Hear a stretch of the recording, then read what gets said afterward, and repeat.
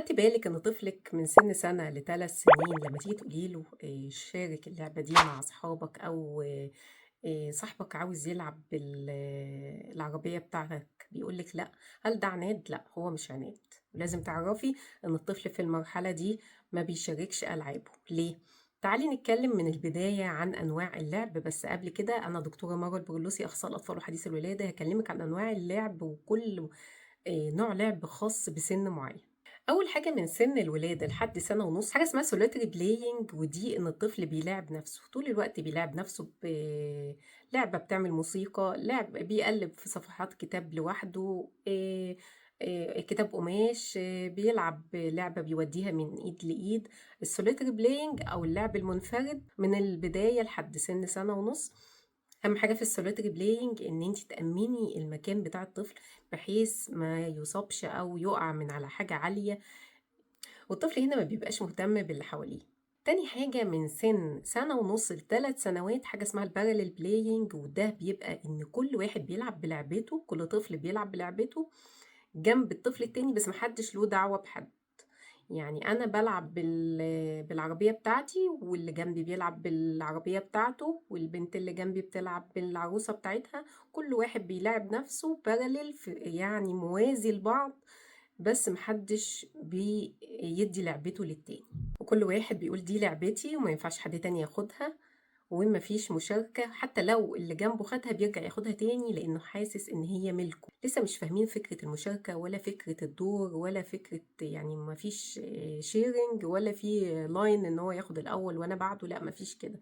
هي لعبتي يعني لعبتي. بعد كده خلاص ينفع نلعب imaginative playing أو اللعب التخيلي من 3 ل4 سنين، حاجة اسمها associative playing أو اللعب الترابطي، بمعنى إن إحنا هنلعب كمجموعة بس بدون نظام ومفيش حد له دور، هنلعب نعمل مكعبات مع بعض بس مش هيبقى في دماغنا فكرة معينة.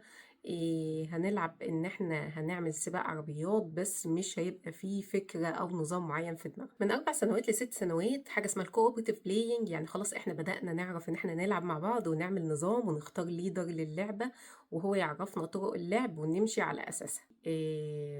ممكن نتقمص سوبرمان أو باتمان ونلعب مع بعض، خلاص إحنا كل أنواع الألعاب ينفع نلعبها. إزاي نعلمه المشاركة من 3 سنوات؟ أول حاجة ممكن تلعبي أنتِ بلعبة وتقولي له خد العب بيها بقى، عشان يعرف معنى فكرة المشاركة إن أنتِ معاكِ حاجة واديتيها له. تاني حاجة ممكن نعمل وقت والكل يلتزم بيه، لو معانا مثلًا 5 أولاد ممكن نعمل circulating، يعني اللعبة دي تدور ما بينهم، كل واحد منهم ياخدها 5 دقايق، الكل هيلتزم، بس الكلام ده بعد سن 3 سنين، علشان قبل كده مش هيقدروا يشاركوا مع بعض.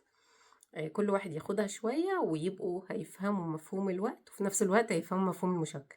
وما تنسيش تمدحيه بعد ما يشارك اللعبة دي، لأن التشجيع ده هيخليه يكرر الفعل ده، هيعرف الأطفال بتحب التشجيع، فلما تشجعيه إن هو يشارك لعبته هتلاقيه بدأ يشارك أكتر.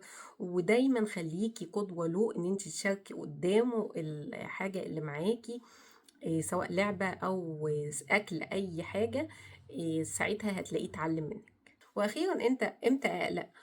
أقلق لو طفلي عدى ال5 سنين وما بيشاركش أبدا حاجته، يبقى هنا الطفل ده عنده مشكلة، أو طفل وحيد واتعود إن هو ما يشاركش، فأنت لازم تعوديه على المشاركة.